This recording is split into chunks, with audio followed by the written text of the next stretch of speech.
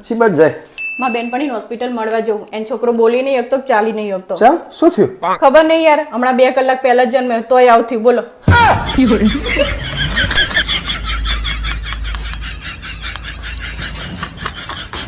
આખો દિવસ મોબાઈલ મંતર મંતર કરો હો.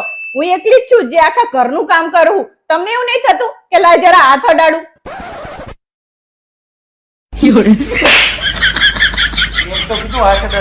મને નહીં અડાડવાનો, કામને અડાડવાનો હોય. તે મને બ્લોક કેમ કરી નાખ્યો? આ તે મને ઠીંગણી ઠીંગણી કેમ કરતા હતા? હા તે તને ઠીંગણી જ કે ને ઠીંગણી હે તો મને બ્લોક કરવાથી તું લાંબી થોડી થઈ જવાની. બોલ. બ્રોનલા, ઓલા આશાબેન નો ફોન આવ્યો તો એમના છોકરાના આવતા મહિને વેલ્ડિંગ છે.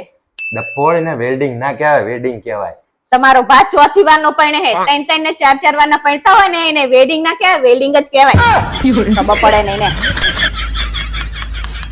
હે ભાવેશ, હા બોલ ને. ઉપવાસ કરવાથી તમારું તન કેટલું હલકું થાય? જેટલું બકવાસ કરવાથી તારું મન હલકું થાય ને એટલું.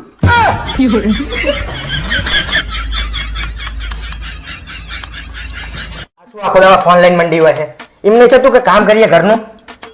ઉપર અગારો મન કાચ સાફ કરવા દો. હેડો ઉભા થો, મારે વારવું છે. હેડો ઉભા થો, મારે ચાદર બદલવી. શું કરો યાર આખો દિવસ? આગળ જો મારે સાફ સફાઈ કરવી છે. બાપ લે તારો ફોન લે ને મચે.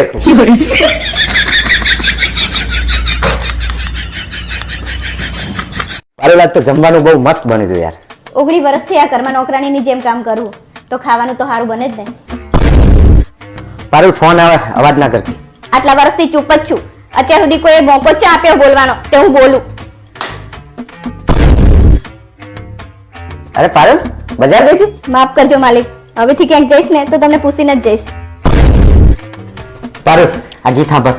સાંભળતી જાય હું અત્યાર સુધી, ક્યારેક તમારું તો ક્યારેક તમારા મા બાપનું. હા પ્રણલા, હા બોલ ને.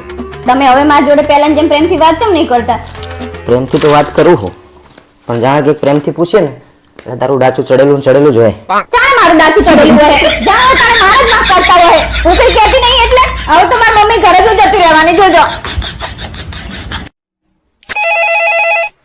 હેલો, શું કરો?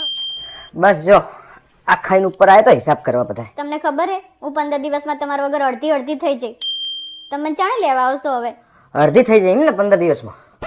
તો બસ આ 15 દિવસ પતે ને બીજા એટલે તરત.